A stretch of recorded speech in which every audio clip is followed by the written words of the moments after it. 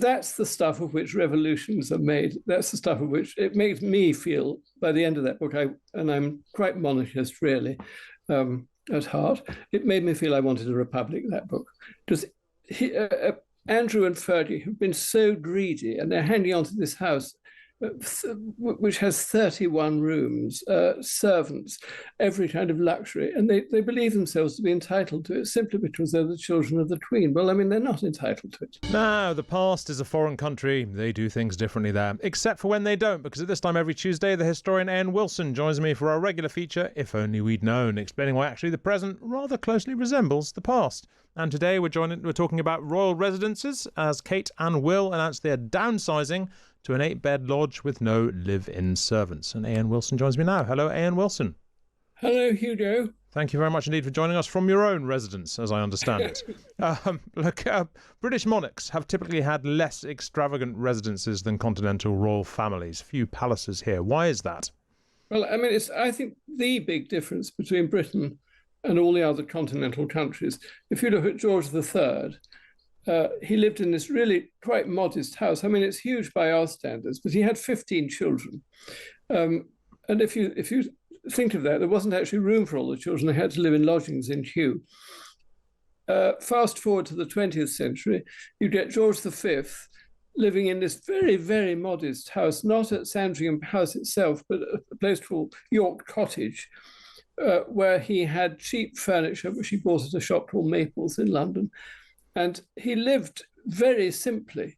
And we all know that although the late Queen Elizabeth II, lived in Buckingham Palace and Windsor Castle, she lived a modest way of life. She had macaroni cheese for lunch and that sort of thing. And it's a huge difference between that and if you think of, I'm sure many listeners have been to Versailles or Schönbrunn and these huge palaces which the European monarchs occupied. And it's directly linked, in my opinion, to the fact that we've kept our monarchy and the others have all gone. Well, I mean, so there's this sort of fantastic quote from Edward V on George V saying, "Until you've seen York Cottage, you will never understand my father."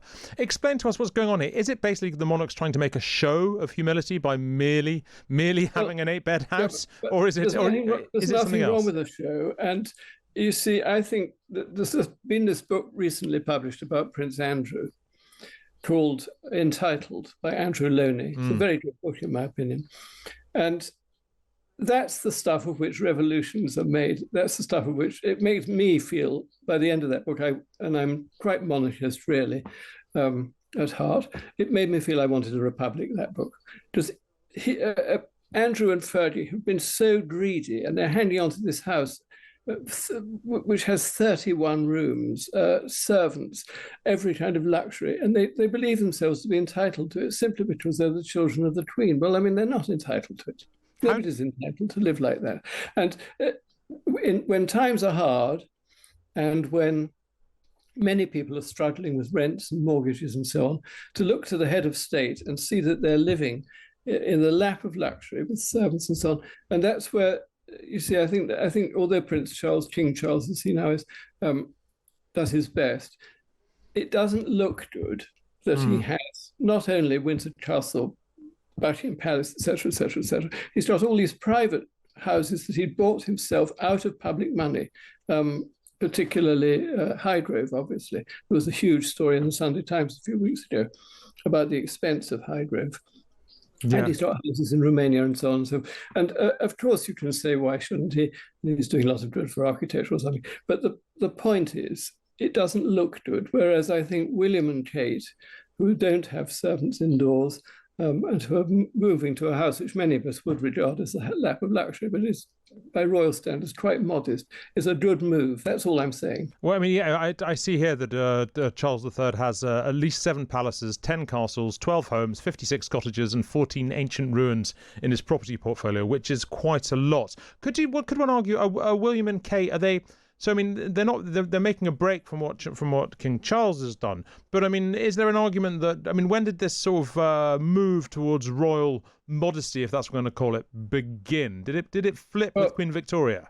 I think the thing is, it's not when did the modesty begin. It's when did the concept begin that royal people owned anything, because up to the time of Queen Victoria, the monarchs depended very much on Parliament to give them money. And so although, let's say, one of her predecessors, her wicked uncle George IV, was an incredibly greedy person and lived in luxury, he only managed to live in luxury because he persuaded Parliament to build, for instance, Brighton Pavilion for him and so on.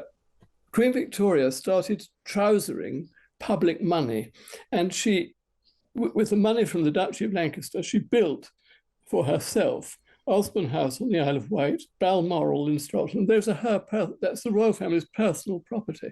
Sandringham. And this is where the rot begins. And this is, in my view, where reasonable people would want to say, these things don't really belong to you, and you've stolen them out of the public purse. And one should never have that feeling about the head of state, that they're corrupt, that they've stolen public property. And that's really the problem. Not when did people start living luxuriously like Louis XIV. No English monarch has ever lived like Louis XIV. Is there much of a history of the public getting cross about royal residences, or are we still looking forward to that to come?